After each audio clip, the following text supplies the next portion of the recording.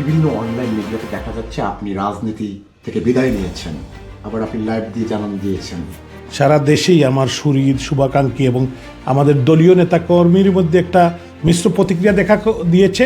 তো আমি আমার ফেসবুকে স্ট্যাটাস দিয়ে তারপরে একটি অনলাইনে লাইভ করে আমি বলেছি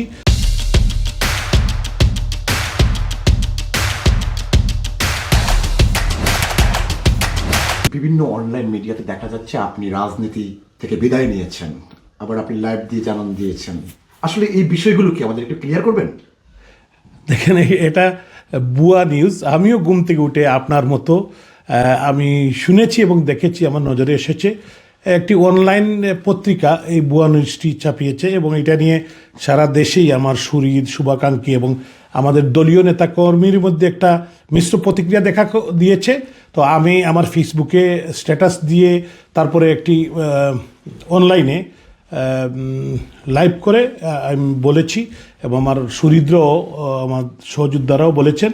তো বিভিন্ন সময় এরকম ঘটনা দেখা যাচ্ছে যে আমার নামে ফেসবুক খুলে অনেকগুলো ফেসবুকের পেজ খোলা হয়েছে, যেটা আমার না, যে আমার একটি আইডি এবং একটি পেজ, বাকি কোনোটাই আমার না।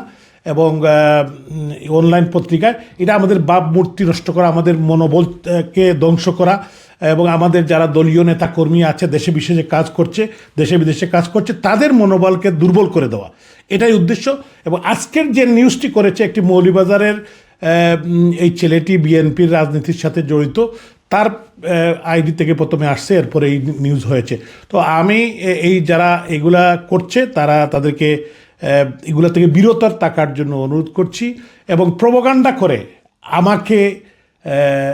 আমাকে দুর্বল করার কোনো সুযোগ নেই। আপনি দেখেছেন 5ই আগস্টের পর থেকে অনেক প্রোপাগান্ডা হয়েছে আমাকে থামিয়ে দেওয়ার জন্য, এবং বাংলাদেশেও দুদক দিয়ে মামলা দেওয়া হয়েছে, 100-র উপর মামলা দেওয়া হয়েছে, 111-এও এরকম করা হয়েছিল। তো আমি দমার মানুষ না, আমি আদর্শিক কর্মী। জাতির পিতা বঙ্গবন্ধু শেখ মুজিবুর রহমানের আদর্শের রাজনীতি আমি করি। বঙ্গবন্ধুর কন্যা, আমাদের প্রাণপ্রিয় নেত্রী রাষ্ট্রনায়ক শেখ হাসিনার কর্মী হিসাবে আমি আজীবন কাজ করে যাওয়ার প্রত্যয় ব্যক্ত করছি। এবং আমি 14 বছর বয়স থেকে ছাত্রলীগের রাজনীতির সাথে জড়িত আজ অবধি। যেভাবে অতীত কাজ করেছি, আজও করছি, আগামী দিনও করব। এবং সিলেটের মানুষ বিগত নির্বাচনে আমাকে ভোট দিয়ে নির্বাচিত করেছেন, আমি তাদের কাছে কৃতজ্ঞ। আমি সময় বেশি দিন পাই নাই সিলেটের মানুষের সেবা করার। ইনশাল্লাহ ভবিষ্যতে সিলেটের মানুষের জন্য কাজ করতে চাই এবং এইটা আমার কমিটমেন্ট। কারণ সিলেটের মানুষ আমাকে যে স্নেহ মমতা দিয়ে ভোট দিয়ে নির্বাচিত করেছিলেন, যে আশা নিয়ে, তাদের সেই আশা পূরণ করতে পারি নাই। এটা আমার একটা বিশাল ব্যর্থতা। ইনশাল্লাহ আল্লাহ তাআলা আমাকে বাঁচিয়ে রাখলে আমি সিলেটের মানুষের সেবা করতে চাই। আপনারা সবাই ভালো থাকবেন, সুস্থ থাকবেন। জয় বাংলা।